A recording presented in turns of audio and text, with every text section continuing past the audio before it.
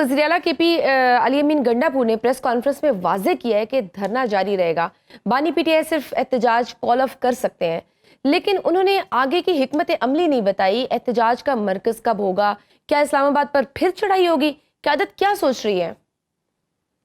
बिस्मिल्लाहिर्रहमानिर्रहीम, बहुत शुक्रिया। सबसे पहले तो मैं जो पाकिस्तान तहरीक इंसाफ के कारकुनों के ऊपर जो जुल्म और तशद्दुद जबर हुआ है उसकी मैं शदीद अल्फाज में मजम्मत करता हूँ, इसलिए कि पाकिस्तान तहरीक इंसाफ सबसे बड़ी पॉपुलर जमात है पाकिस्तान की, और हम सियासी लोग हैं। हम पुरअमन एहतजाज की कॉल दी थी खान साहब ने, और हमने जाके वहाँ पे एहतजाज करना था और पुरअमन बैठ कर अपना जो मुतालबात थे उसके लिए आवाज़ उठानी थी।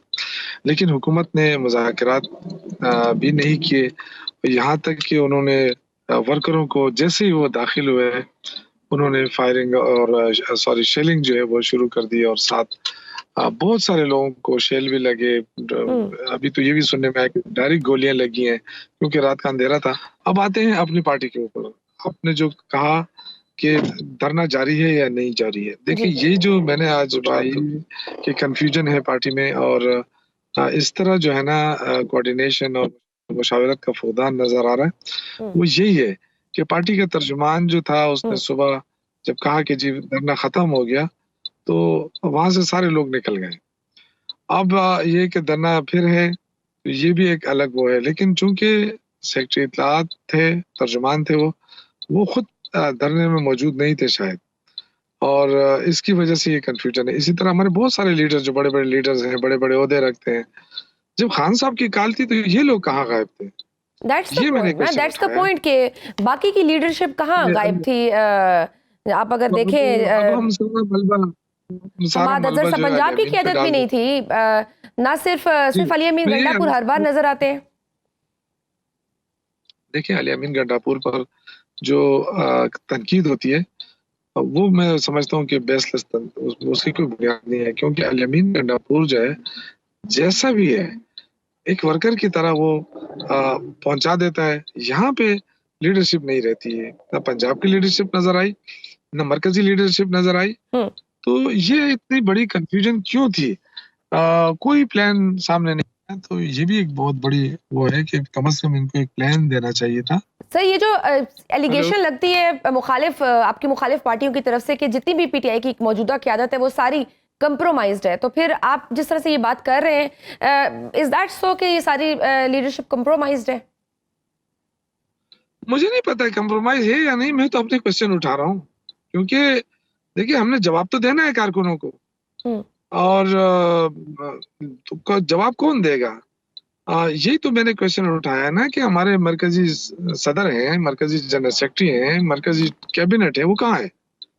वो अगर इमरान खान की काल पे भी नहीं निकल सकते और कोई इस्लामाबाद में रहता है और वो इस्लामाबाद भी ना आए, तो उस पर मुझे क्वेश्चन उठाना चाहिए। ठीक है, ये मुझे पता है कि मेरे खिलाफ ये एक्शन लेंगे क्योंकि सारे ताकतवर लोग हैं। सर जिस तरह से बैरिस्टर सैफ कह रहे थे कि इमरान खान साहब मान गए थे, उन्होंने कहा था ठीक है संगजानी में हम कर लेते हैं, वहां पे चले जाते हैं, डी चौक नहीं जाते, लेकिन बुशरा बीबी बजिद थी और बाकी की क़यादत सारी बेबस नजर आ रही थी।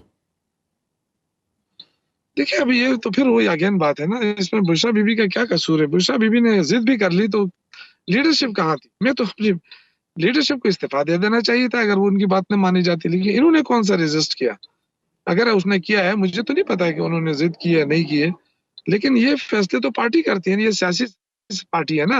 लेकिन उस वक्त तो बुशरा बीबी साहिबा ही लीड कर रही थी, उनकी ही इंस्ट्रक्शंस पे काफिला सारा डी चौक की तरफ जा रहा था।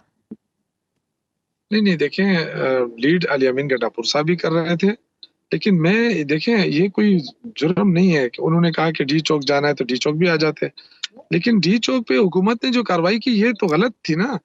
लेकिन हमें दैट वाज एक्सपेक्टेड ना, दैट वाज एक्सपेक्टेड। आपको पता था कि अगर आप उस तरफ जाएंगे तो ये सब होगा, chaos क्रिएट होगा, तो फिर उसमें फिर कोई प्लानिंग प्री प्लान कोई होती है चीजें कि अच्छा इस तरह से कुछ अगर कोई ऐसी सिचुएशन क्रिएट होगी तो फिर प्लान की बात क़यादत क्या करेगी? हमारे पास बहुत बेहतरीन प्लान था, हमारे पास बहुत बेहतरीन प्लान था कि जहाँ पे हमें रोका गया था, कंटेनर लगाए गए थे अटक के साथ, हमें वहीं रोकना चाहिए था, इसलिए कि पाकिस्तान बंद था, हुकूमत के ऊपर बहुत बड़ा प्रेशर था, ये घुटने टेक रहे थे, लेकिन नहीं माना गया, ना ही मशावरत ली गई, ना ही कोऑर्डिनेशन हुई। तो आइंदा मेरे ख्याल से इन चीजों से इज्तनाब करना होगा और इस दफा जो कुछ हुआ लीडरशिप को इसका जवाब देना पड़ेगा और जो हुकूमत ने किया उसका बाकायदा तहकीकात होनी चाहिए, जुडिशियल इंक्वायरी इसकी जरूर होनी चाहिए।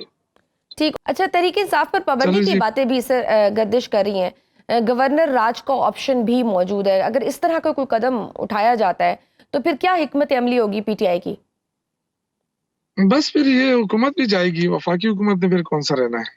ये कोई मामूली बात तो नहीं है आप जो कर रही हैं कि वो यहाँ लोगों का मैंडेट है। क्या एक सूबे को दीवार से लगाने का फैसला हुआ है? ये तो हरगिज नहीं मानेंगे। ये तो लोग इसके लिए, मैं तो कभी ये मशवरा नहीं दूंगा। डायलॉग करें और कोशिश करें कि अपोजिशन को मनवाने के लिए जो जो इकदाम उठाने चाहिए हुकूमत को उठाने चाहिए। सर वो भी तो यही कहते हैं कि मुज़ाकरात करें। अगर इस तरह से एक सूबे का सीएम बार बार आके चढ़ाई करे वफाक पर और सरकारी मशीनरी इस्तेमाल करे और धमकियां दे और फिर इस तरह के बयानात दे कि कफन हम सर पे लेकर आ गए हैं, तो फिर यही नताइज निकलेंगे। देखिए मेरी बात सुने ना, फिर उधर जाती है ना। मैं तो यही कह रहा हूँ ना कि मरकजी लीडरशिप कहाँ है। मरकजी लीडरशिप से बात होनी चाहिए ना। वो अगर उनके पास इख्तियार नहीं है, अगर वो फैसले नहीं कर सकते तो रिजाइन कर दे। मैं तो ये कह रहा हूँ ठीक है, उनको रिजाइन कर दे देना दे चाहिए वो अगर वो नहीं कर पार्टी को सकते। दूसरी। ठीक है।